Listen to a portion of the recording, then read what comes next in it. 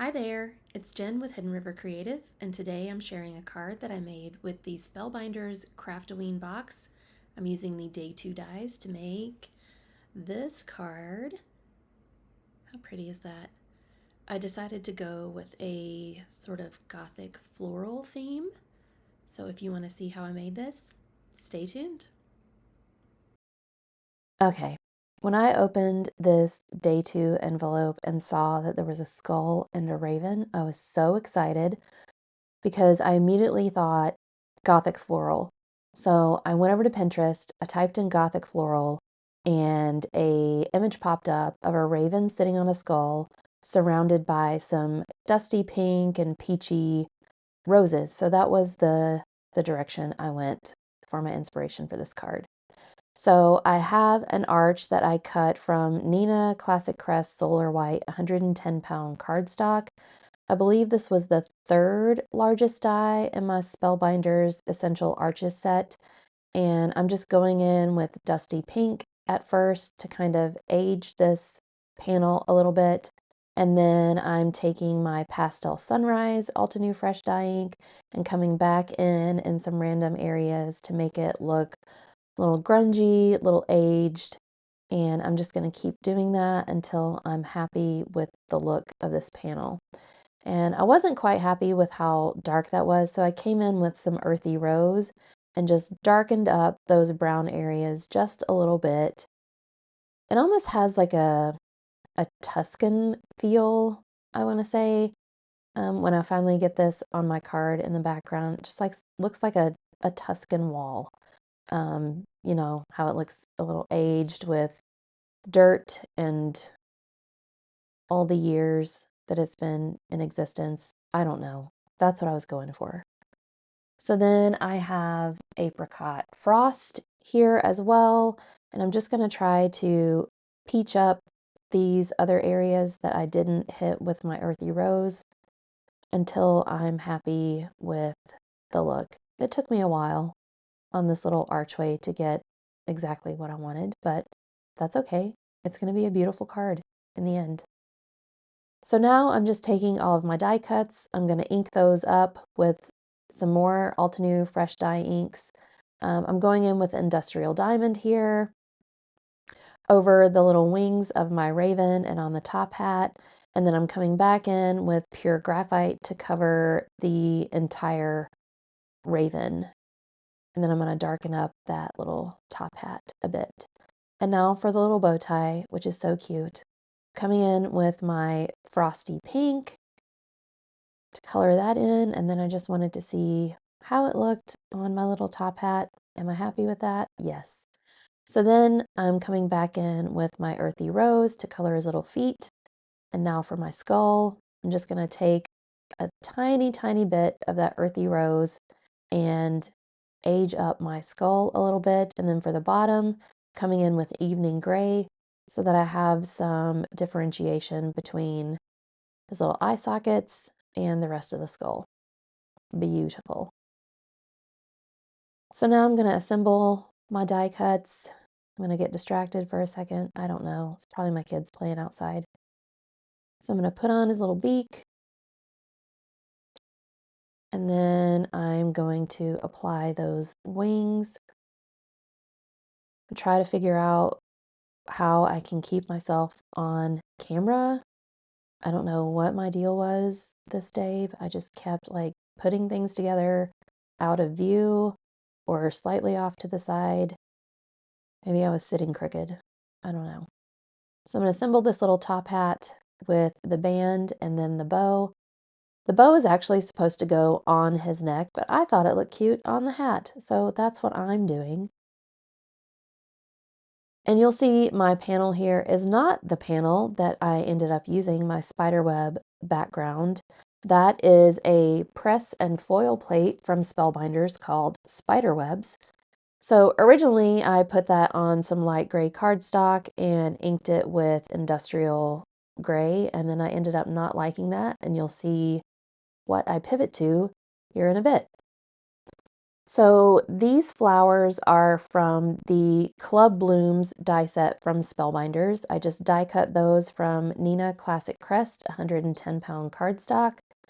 And I'm just inking them up with some dusty pink and trying to get a feel for how that's going to look when it gets all put together.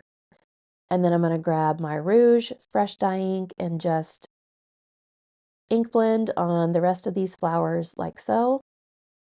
For my greenery, I am using Misty Sage on these long pieces here, and then I'm coming in with my black blending brush and just using the leftover ink to kind of knock back the bright green just a little bit, because I don't want anything too bright on this card. Again, I'm going for like a gothic, floral, grungy look. So on the rest of these leaves, I'm going to come in with my Moss Fresh Dye ink. I'm going to color those in, and then again, I'm going to come back in with my black blending brush, but before that, I'm going to use my Pastel Sunrise to add a little bit of brown to these larger leaves. And I didn't use my black ink at all, so that was a lie. So before I even start on these, I'm using the Industrial Diamond to apply some gray to those leaves, and then I'm going to apply moss over top of that. And I ended up not liking that, so I went back over it with my Industrial Diamond to darken it up a little bit. And this extra flower is going to go on the inside of my card because you know I like to finish the inside.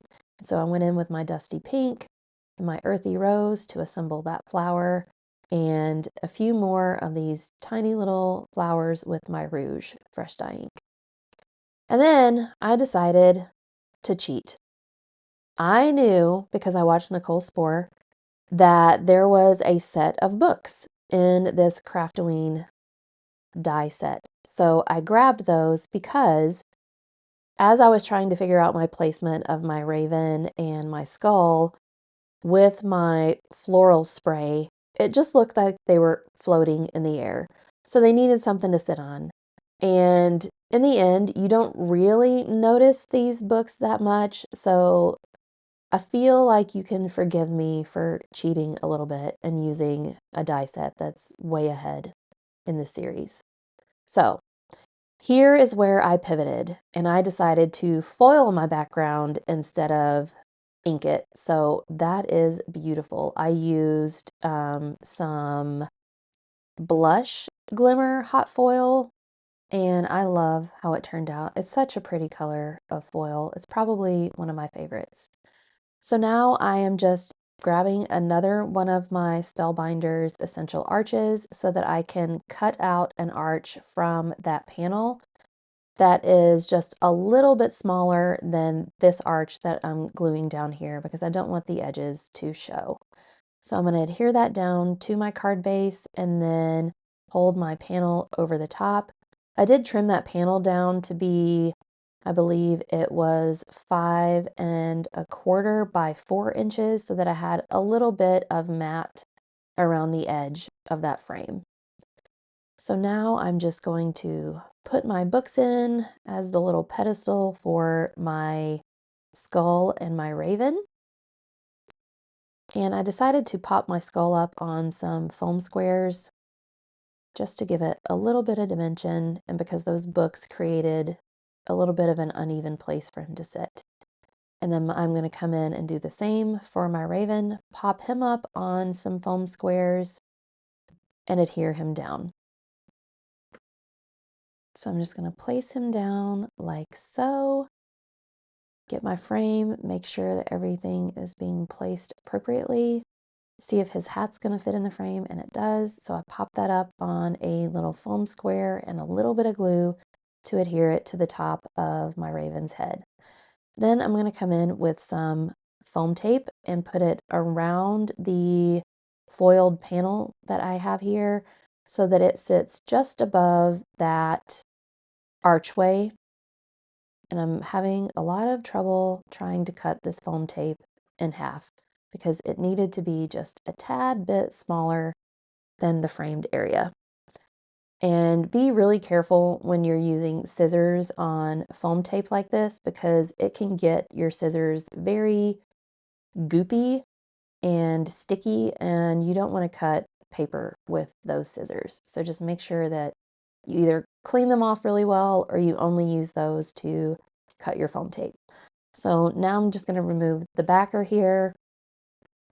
And once I get all of these backing pieces removed, I'm going to adhere that down.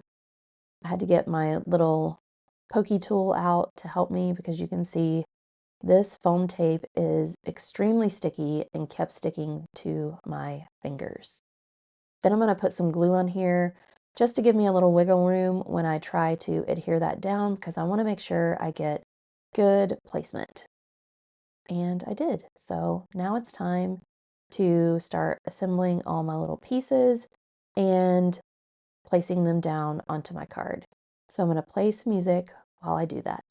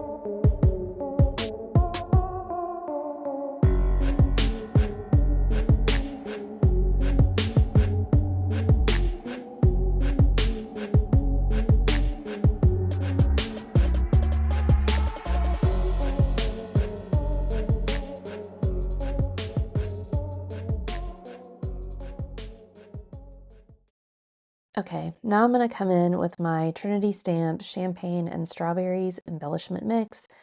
This is kind of like a blushy little embellishment that really paired well with the foil on my background there. So I am just putting a few of those into my design. And before I adhere those down, I realized I don't have my sentiment.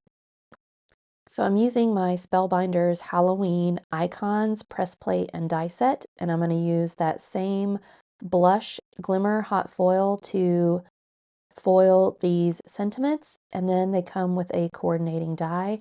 So I'm going to use that die to cut all of those sentiments out, and I'll choose one for the front and one for the inside.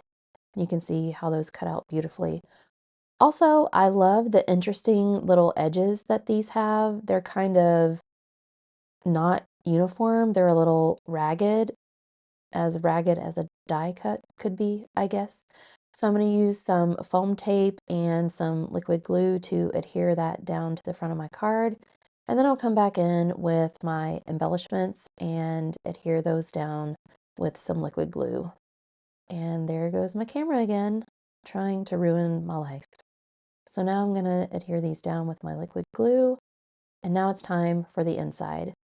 I grabbed another one of those foiled sentiments and my extra greenery and flowers, figured out how I wanted to place those down, and then adhered those down with some liquid glue. And then I realized I don't have flower centers for these, so I had to find those and then ink them up with my Pastel Sunrise ink cube that you saw right there.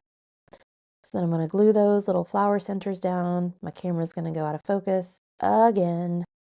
And then I'm going to adhere everything down in the bottom right corner of my inside panel.